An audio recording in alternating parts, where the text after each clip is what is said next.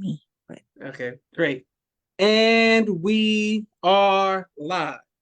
I want to thank everyone for tuning in to a very special edition of Off the Record on the People's Podcast this afternoon. We have a magnificent guest with us, one who is going to give us some amazing information as well as inspiration, and that is none other than the great Sister Yvette Muhammad. Assalamu alaikum, ma'am. Walaikum salam, sir. And how are you doing? I am fine, sir. Excellent. All praise is due to Allah. And on behalf of myself, my family, and the viewing audience of the People's Podcast, we want to thank you for taking time out of your busy schedule to have a conversation with us tonight. Yes, sir. The first question that we have for you, ma'am, is when did you first hear the teachings of the Most Honorable Elijah Muhammad? In 1982. 1982. Mm. Yes, ma'am. And how did you hear the teachings? I heard the Honorable Minister Louis Farrakhan, and I was like, boy, I need to be in something like this. I'm just a militant type person, so this is for me. And I Mm. love it. And it was all about our people. And I said, I never heard a black man talk as bold as this black man. So Mm. I know I got to be with him. And that's how I Wonderful. came to come into the teachings of the Honorable Elijah Muhammad. Yes, ma'am. Beautiful. All right. And this is 1982 in Baltimore, Maryland, where you heard the minister speak? Yes. Yes, sir. Wonderful. Okay. Yes, ma'am. Now, how did your family and friends feel once you accepted the teachings? Um, well, I'm the only person in my family that came to the Nation of Islam. And my mother, she didn't care. She like even when I was young, she didn't take me to church or anything like that. But if you wanted to go anywhere, she said you take yourself. Mm. So it really didn't matter to her. So I just been with the nation ever since. I went into the military in 82 and I professed Islam as my religion. It took my shahada and I was missing something, but you couldn't join the nation then. If you were in the military, the ministers said you can't serve two masters. So Mm. I had to wait until I actually did finish my 6 year enlistment, and I actually became a registered MGT in 1989. Mm. All praises due to Allah. Yes, ma'am. And once you became a registered MGT in 1989, what was the climate like in Baltimore, Maryland? Like, what was the climate like in the community, and how was it in the mosque? Well, the mosque was we were at we hadn't moved into our mosque yet. We were at a house on North Avenue, and it had the tape connection downstairs, and upstairs was where we did our meetings. We made our dinners up there. We did everything upstairs on that second floor. And at that time, your uncle, Minister Jamil, was our minister. Yes, ma'am. And what about on the sister side? What was going on with the sisters? Well, our sister captain at the time was not Leslie at the time, not Sister Leslie Muhammad. Muhammad. It was Sister Sheila, who afterwards she became Sister Mashallah, Yes, who ma'am. married Dr. Lean, and she was our sister captain at that time. So the sisters, we were tight. We were tight, and we was a small mosque, and I think about after being in that building for about 2 years, we brought the mosque up on Garrison. Mm. So the little mosque that could, we was like, well, we gonna do this thing. And they brought that building then. All praises due to Allah. Yes, ma'am. Wonderful. Now we spoke. I want okay. Let's cut. I want to make sure that we hear about you being the first woman firefighter. Could I you? was okay. I was the second female firefighter to make it through the academy. I was the first female fire inspector in Baltimore City. So some people call it fire marshals, fire inspector, wherever you are in the country, whatever you call it. But yeah, I became the first. All praise due to Allah. Yes, ma'am. And walaikum salam, Sister Miriam, and walaikum salam, Sister Naima. Thank you all for showing love all around the world. And people are sending greetings to Sister Yvette and positive energy. I wanted to ask you, what about in the nation? Where as far as the sisters being dealing with that, did you know of anyone else before you? No, sir. No, sir. None. Beautiful. When in 1989 was when the minister did the Stop the Killing tour. He actually came to Baltimore, and that's when the minister start bringing his own cook with him, and with Sister Celestine from the islands. So Sister Celestine, they needed somewhere to cook for the minister, so they came to my house on my house on Lanville Street, and it was me and Sister Farr and Sister Celestine. We cooked all the food, prepped it. Well, we went to the market, me and Sister Farr and Sister Celestine was in the house, and we came back, brought the food, everything that the minister wanted. He wanted lamb chops. He used to love lamb chops then. And we cooked everything, and then we transported the food down to the hotel. And I remember Sister Bessie Jean was our captain. And so it was time to serve the minister. And I had just gotten off a 14-hour night shift. I used to work 4 14-hour night shifts, and then I would be off 2 days. And so Sister Bessie Jean said, "It's time to serve my father." And I said, "Ma'am," I said, "I would be honored to serve your father, but ma'am, I might fall on my face." And I said, "I just got off a 14-hour night shift. I've been up all day cooking, prepping." And I said, "And I'm so exhausted." I said, I don't think I could do it." And so she said, "Sister, you said you work a 14-hour night shift?" I said, "Yes, ma'am." She said, "What do you do for a living?" I said, "I'm a firefighter." And she said, "You're a firefighter?" She said, "I can't wait to get back to Chicago and tell them we got a sister firefighter."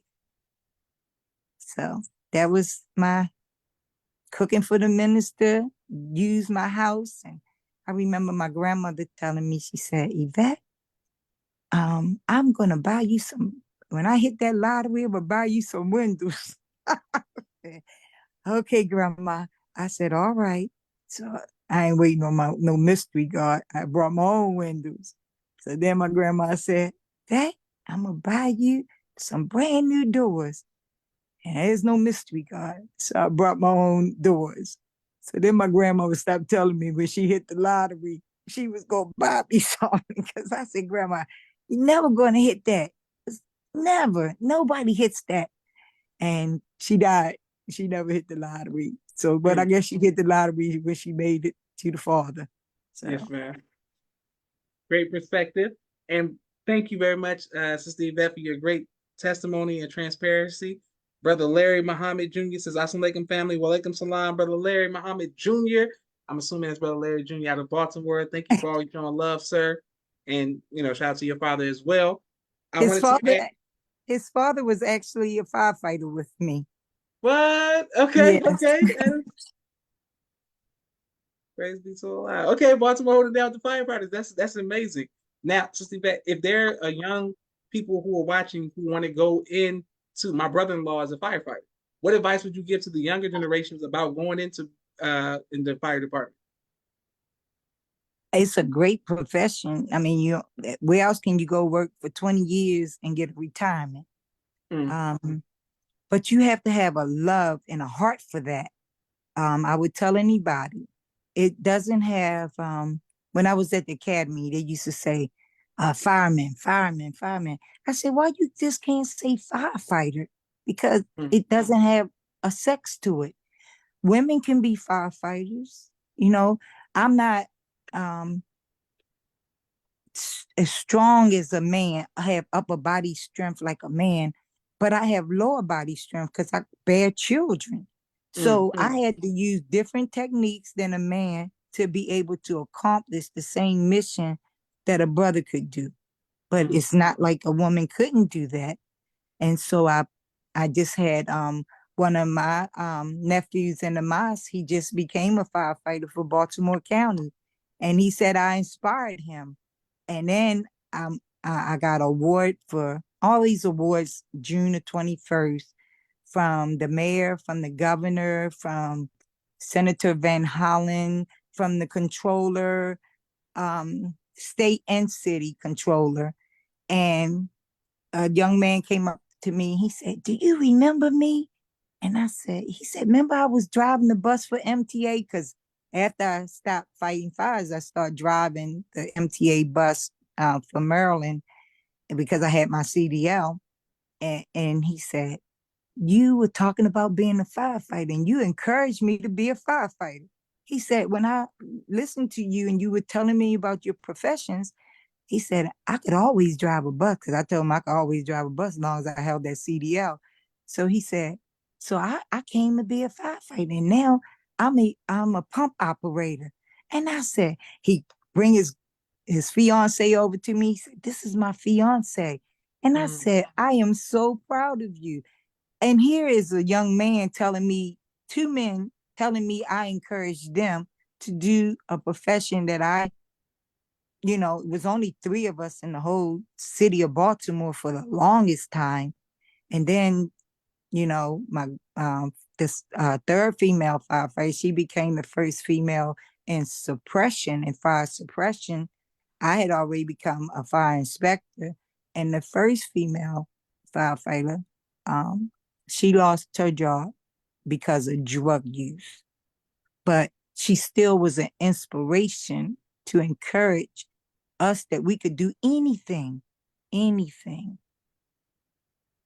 Beautiful. All praise due to Allah. Yes, ma'am. I wanted to, speaking of inspiration, for those who don't know, over the National Training Weekend this past weekend, and of course around the city of Baltimore City, Maryland, the DMV area, they keep speaking of this sister who's like, I mean, this is a martial arts master named Sister Yvette who just knocks people out. I mean, can you let us know about your participating in the national training and what you do in the city with martial arts? Could you let us know?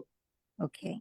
So I've been training in martial arts since I was about 11 years old. I'm Mm, not a master. I just have a third degree black belt. Went to national training. And in my division, I won gold for kata and fight. So I'm not knocking nobody out. I was so happy and honored at my age to still be out there training. And so I don't train as much in martial arts. I love kickboxing. So I do mm. kickboxing now a lot. Yes, sir. And so I have a grandson, he's 3, and he's training and he loves it. So it's like, I just love martial arts, period. So after I left special training, I went to Master Nutton Resort in Virginia just for R&R for myself, just to unwind. And I came to the DC Classics yesterday. And so there are quite a few people in the mosque that train. You have Brother Cameron, Brother Darren, you have our sisters who are training. Is this like a family affair? Being in the martial arts arena is this when you go to tournaments and you're on the circuit? Is this like you just see all your family all over again? It's just like going to Savior's Day. Mm, That's mm. how it is. Just like going to Savior's Day. Beautiful. All praises to Allah. Go ahead, Sister Yvette. Sister Naima says, go ahead, Queen. Sister Miriam says, congratulations. We are going to my nephew Maz's karate tournament this upcoming weekend, and he's a young man, and he's always, well, all this. So shout out to everybody who's competing into all the karate tournaments around the world, and that's incredible. Now, Sister Yvette, I also wanted to ask you. Speaking of my nephew and my siblings, you said you met my mother, Sister Sharifa, before. Could you let us know how you all met and what was that like being around her? Okay, so I was actually in the first Vanguard class in DC. So Baltimore had to go over to DC to be in Vanguard class. And I tell you, your mother, she was Stephanie at the time. That's my girl. She just was the top soldier. You know, we got a top soldier. Y'all got a top soldier in Atlanta, but your mother was top soldier too. Teaching, training the women of God in the Vanguard. You know, you wanted to be out there. You wanted to travel with the minister. You wanted to protect the minister. And at the time, I did not know when I joined the nation that I would be walking with the man of God in our midst, as we know him as today, the Jesus in our midst. So I'm glad I did not abort this mission. And I tell anybody who's still into Islam young, don't give up. Don't abort the mission. There's a lot to learn. I'm still learning. I'm still growing. And so I'm just grateful in my young understanding of Islam that I did not give up, that I stood the course. And I pray Allah, I stay the course of time until I become one with him. Allahu Akbar. Beautiful. Yes, ma'am. Okay, people bear witness. Go ahead, Sis Yvette.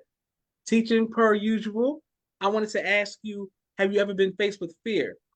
And if so, how did you overcome that fear? Yes, sir. Been faced with fear. Anytime you go into a fire, I always pray to Allah that I would make it out. So prayer is paramount in anything you do in life. So as Muslims, we're taught to pray 5 times a day. But I tell you, I had to pray more than 5 times a day because I said, I don't know, sometimes I was in the most racist part of the city that they could put firefighters, and it's called Hamden.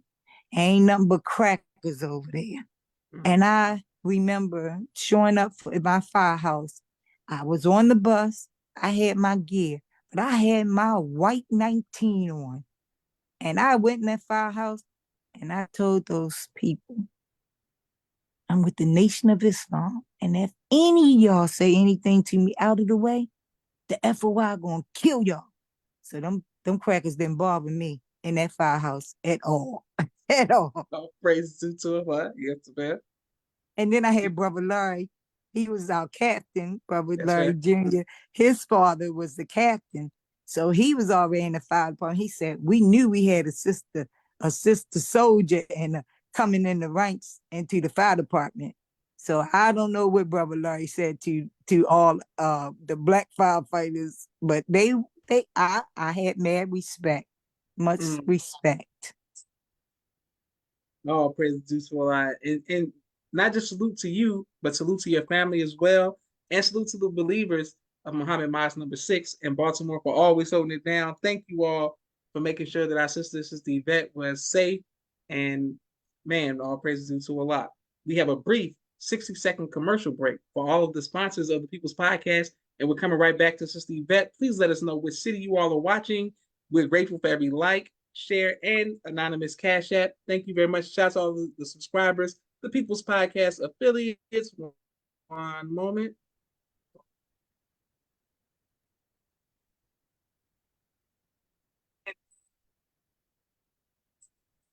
Premier Media Production. He has a 4K camera and a drone. He does television and film editing. Please reach out if you need any of that. Sister Naima, Stay On Point Dance Academy. She teaches ballet virtually to young girls all across the country. Sister Miriam, ABC I Love Me children's book and coloring book. My father's book, A Soldier in the Movement of Christ. My 2 books, Cleopatra, which is a children's book, and No Father, No Excuse, both of which are available on Amazon.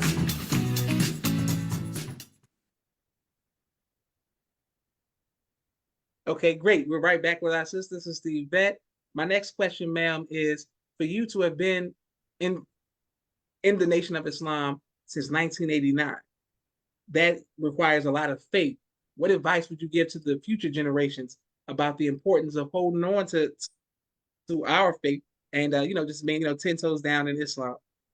Well, I just want to say, had I not been in the nation and come in as very young, I wish I had come in earlier, because you don't know what it is to be a woman until you're in the teachings, until you've been trained by other women who look like you, think like you, and encourage you to do the best you can be in anything you in any avenue that you can endeavor.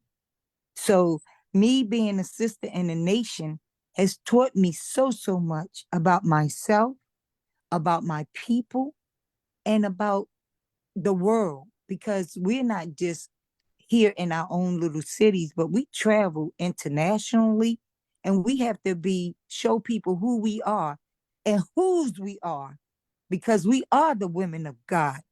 And so we have been trained by the best, and we are the best.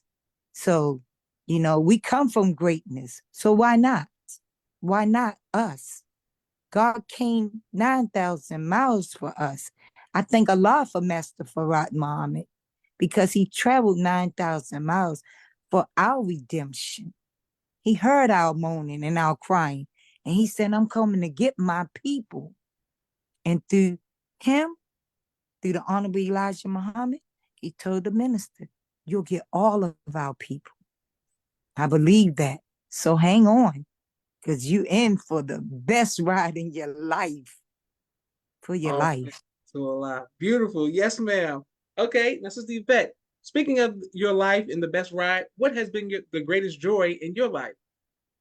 My sons, my 5 sons are my best joy of my life. And now that I'm a grandmother of 8, they are my pride and joy. And I would never have made it to be a grandmother had I not been in the teachings and not knowing who I was as a woman. And the greatest feeling, even for if you're in the teachings and you're a sister and you don't have any children, everybody is your nephew. Everybody's your niece. We are family, and we're strong, and we're connected. So you don't have to actually give birth, but all of these children belong to us. And we have to show them the proper way. And that Islam is the greatest thing in the world. Submission to do the will of Allah is that we're taught, you know? And it's peaceful, the most peaceful religion on the planet. Teacher, Sister Yvette, you're teaching. And thank you all for everyone who's watching all around the world. I wanted to ask you, what type of music do you enjoy listening to, Sister Yvette? I love jazz. Okay, okay, I love Stevie. I love okay, okay, R&B. I love R&B. I love all music. I even love some country music. okay. I like Christian music.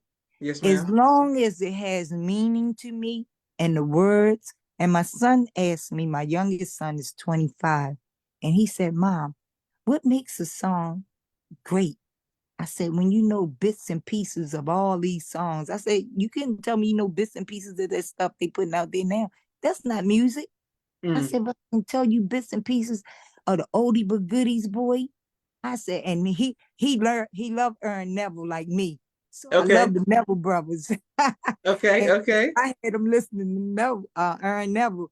And so somebody said, how the young man know Aaron Neville? He said, my mother made me listen to all of that. So, Now, when you say Aaron Neville, are you saying the man who says, "If you oh want my goodness, come on now. something Oh, to play with, go and find yourself a toy"? I mean, I just want to know. come on, nephew. Come on, nephew. Woo, you got me. That's him. That's him. That's him. Yes, One ma'am. time Okay. at the Preakness, the Neville brothers came to the Preakness, and Mm, I was doing my duties as a fire marshal, and they were on stage, and me and the fire commissioner, white fire commissioner, we was rocking up there to the Aaron Neville brothers, and he was like, Inspector, I ain't know you get down like that. I said, Commissioner, I ain't know you get down like that. So we just had a ball, and we had a ball backstage with the Neville brothers.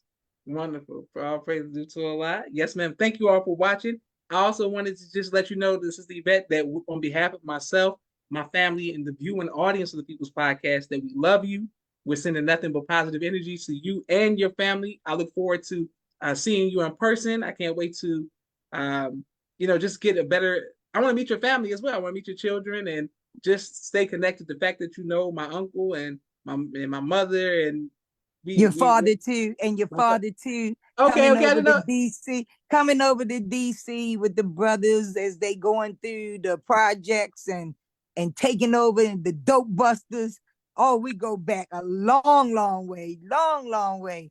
And Josh, I did meet you in person. I was there when you did your fought. You came up, and we were in Atlanta for a single social 2009, and Mm. I heard you minister. And I said, whoa, it's a crack little young minister right here. And I was so proud of you. And your mother, she said, come over here. I want you to meet Sis Yvette. So, yeah. Hey, And your uncle actually used to live in the house that I'm in now. He used to live what? here. All Yes. praise to Allah. Yes, ma'am. See, that's what I'm saying. We all connected. Okay, well, I need Yeah. my pictures, Sister Yvette. Next time we see each other, we gotta get a picture together. Yes, sir. All praise to Allah. I Most have one more certainly. question for you, ma'am. What would you like your legacy to be? I would like my legacy to be as a sister who was a sister to all sisters. Mm. I love the sisterhood. There's nothing like it. Nothing like the sisterhood. And nothing like the brotherhood. It ain't nothing like the Nation of Islam. Yes, I'm ma'am. telling you, this family is the best family I could ever have. So even if my family had denounced me for being a Muslim, I would still be a Muslim because I have a family. So, right? Not always biologically your family agrees with you, but if you carry yourself well, they come around. They come around. They might not join. Everybody's not going to come to the Nation of Islam, but they support me and they support the minister and they love the minister. Mm. Mm. All praise to Allah. And on that positive note, this is Joshua Leonard Muhammad signing off with the People's Podcast. Assalamu alaikum, Sister Yvette. Wa alaikum salam, sir. Thank you all for watching. Boom. Can't wait to upload this to YouTube. All right, there we go.